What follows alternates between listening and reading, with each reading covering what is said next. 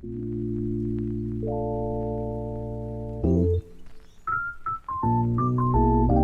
bonjour à tous. Pour ceux et celles qui n'étaient pas dans mon équipe de discussion, moi, c'est Véronique Plante. Je suis travailleuse sociale de formation. J'ai travaillé pendant 10 ans au CHUM à l'unité de psychiatrie des toxicomanies avec une clientèle en troubles concomitants. Et depuis 1 an et demi, je travaille au CECTC que je vais vous présenter pour vous parler. Je travaille sur différents projets du CECTC, mais plus particulièrement sur les avis scientifiques et sur la formation. Donc, le CECTC veut dire Centre d'expertise et de collaboration en troubles concomitants. On existe depuis 2017 suite à plusieurs écrits qu'il y a eu, puis plusieurs discussions avec le RUIS. Le CIUS a différents mandats. C'est des mandats qui sont tous pour la clientèle jeunesse et adulte, mais tous par rapport aux troubles concomitants, santé mentale et dépendance. Puis, tous les services sont offerts à l'institutionnel et au communautaire. Les mandats principaux du CECTC, premièrement, c'est de faire ressortir les besoins spécifiques des gens qui vivent avec un trouble concomitant, de soutenir les établissements et les équipes pour améliorer la qualité et l'accessibilité des soins. Donc, vraiment travailler aussi sur un plan plus macro que seulement au plan des intervenants. Là. Donc, essayer de réfléchir à restructurer les services et les soins pour que moins travailler en silo et que les gens avec un trouble concomitant aient accès à des services qui sont intégrés pour les deux domaines. Faire bénéficier les départements universitaires et les facultés.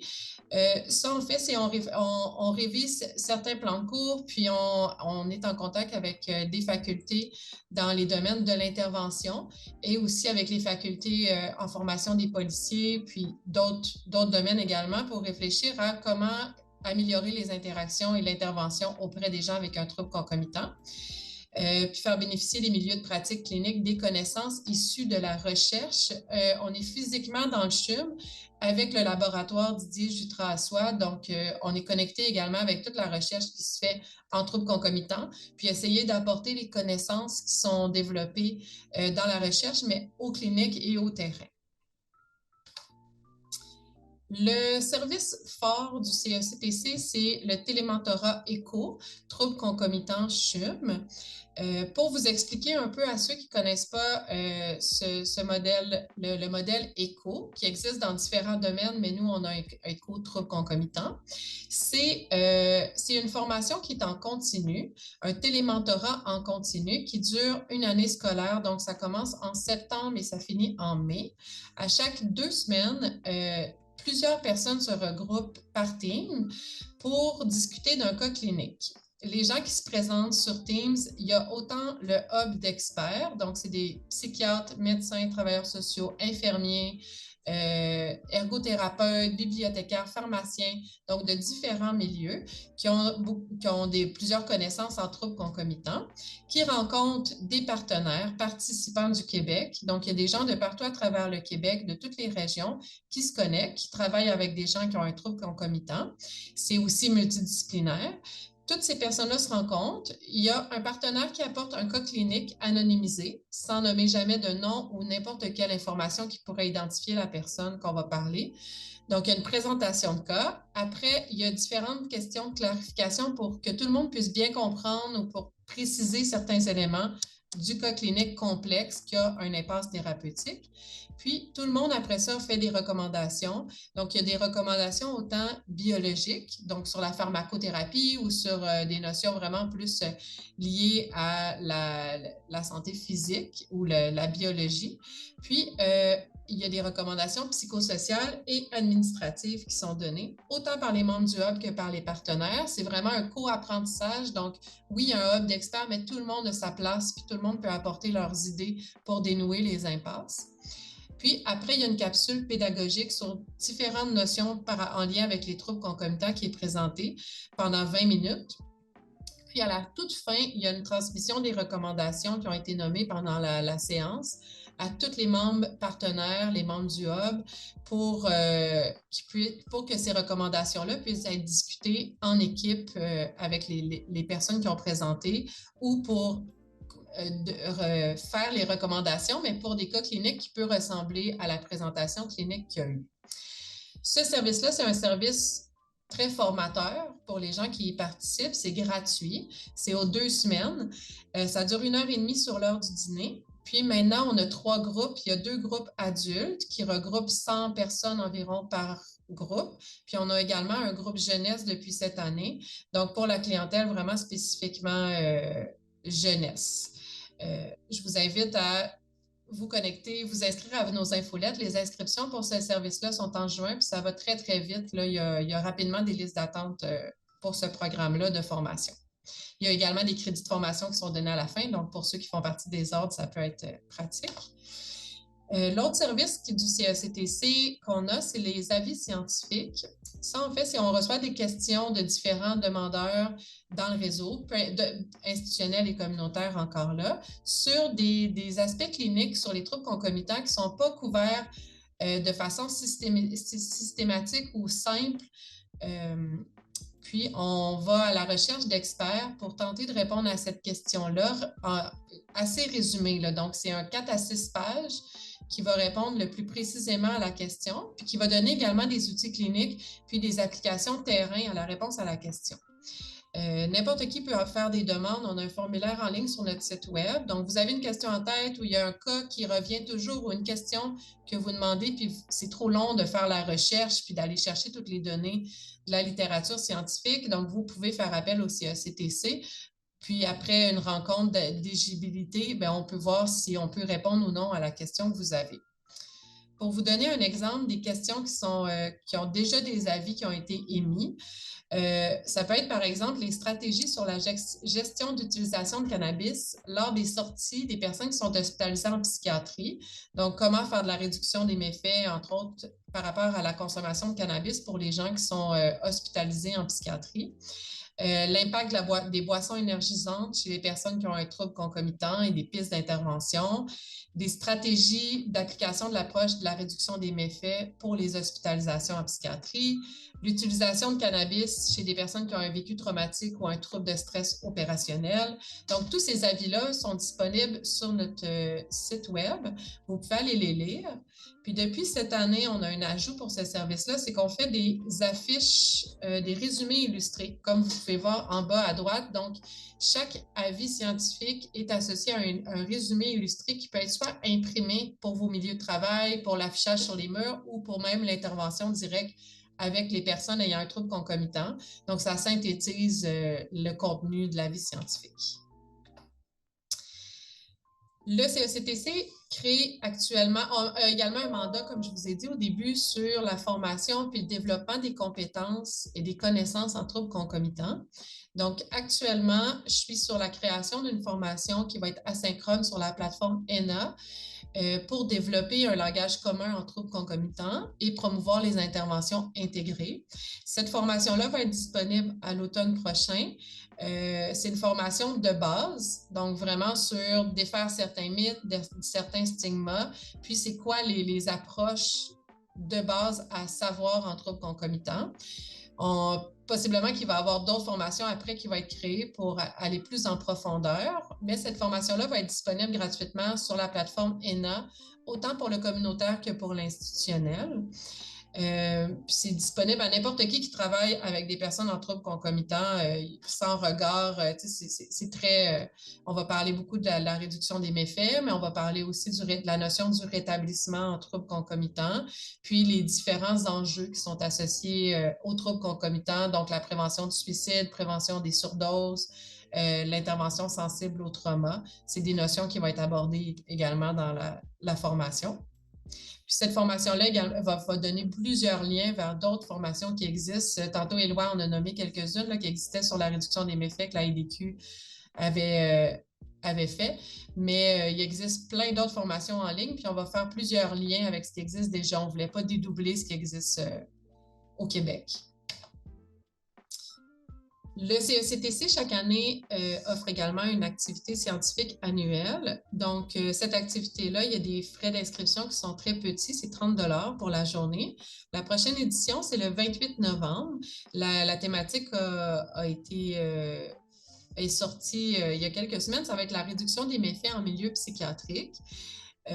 Puis c'est l'occasion, en fait, l'activité scientifique d'apporter la recherche et les données de recherche sur une plateforme, sur une journée pour discuter de ces données de recherche-là, puis comment les appliquer concrètement en clinique. C'est un réseautage entre partenaires également. Donc, c'est une journée de réflexion là, sur différents enjeux sur les troubles concomitants. Je vous invite également, si vous êtes inscrit sur l'infolette ou si vous suivez sur notre site web, il va y avoir une période d'inscription au cours de l'été pour cette journée-là.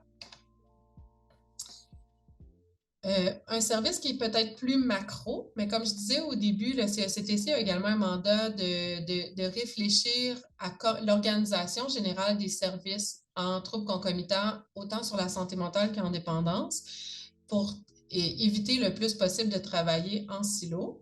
Le service qui répond le plus à ce besoin-là, c'est le soutien conseil. C'est un soutien aux établissements autant institutionnel que communautaire encore là, sur une période de 18 à 24 mois, un soutien de réflexion sur c'est quoi les services actuellement qui sont en place, puis comment appliquer, implanter les meilleures pratiques adaptées au contexte de chaque institution ou organisation. Donc, c'est un long parcours qui commence par une évaluation. Donc, il y a un évaluateur externe qui vient dans le milieu, qui évalue comment se passent les interventions, comment est structuré le programme. Puis après ça, il y a différentes recommandations qui sont données, puis un plan d'action qui est mis en place pour transformer les pratiques, transformer le service. On a eu plusieurs CIUS qui ont été accompagnés dans cette démarche-là. Puis, depuis cette année également, on commence à avoir des organismes communautaires qui ont fait appel à nous pour faire ce parcours-là.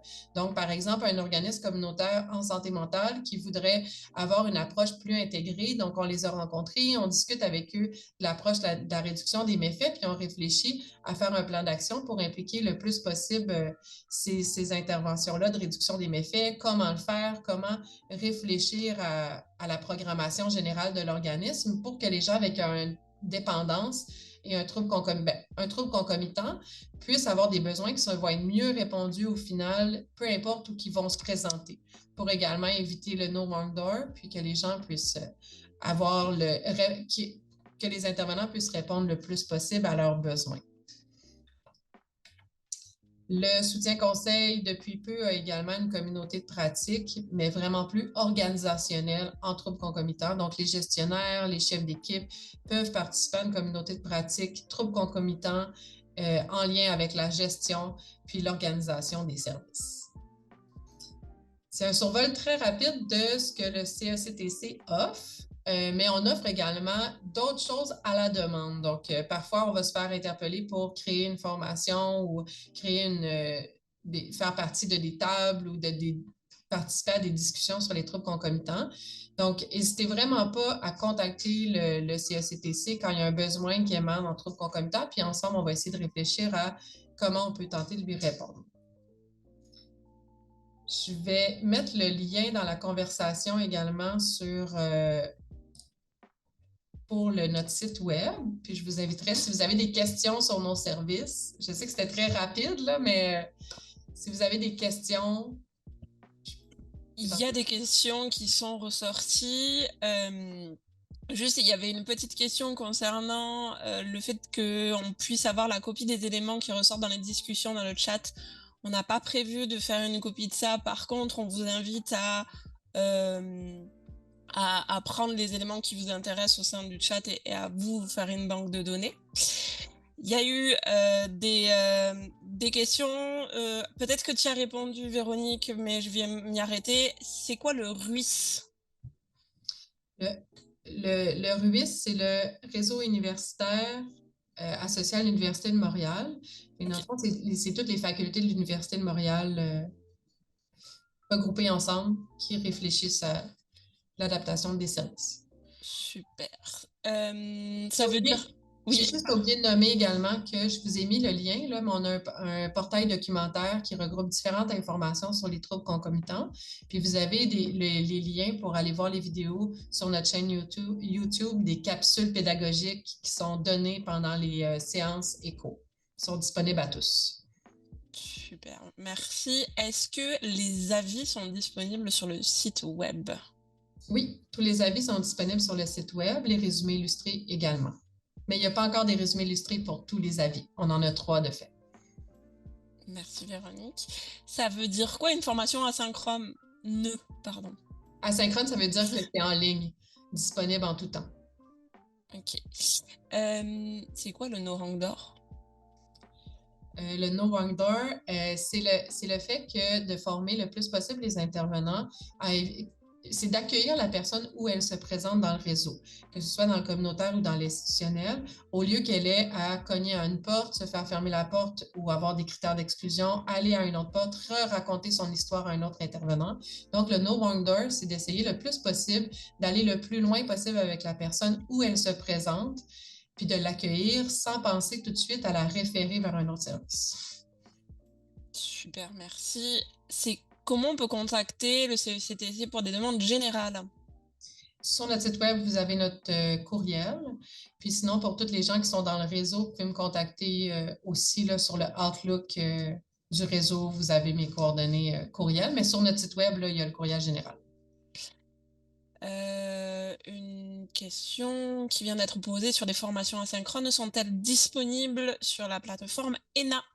Notre formation qu'on est en train de monter n'est pas encore disponible sur la plateforme ENA. On vise l'automne prochain pour la donner. Merci. Comment on fait pour être participant et participant ou participante pour le programme ECHO? Il y a un formulaire d'inscription qui est en ligne sur notre site web. Vous vous inscrivez, puis vous allez être distribué dans un des 3 groupes éco qu'il va y avoir à partir de l'automne prochain. Les inscriptions sont en juin, ne sont pas encore ouvertes pour l'année prochaine.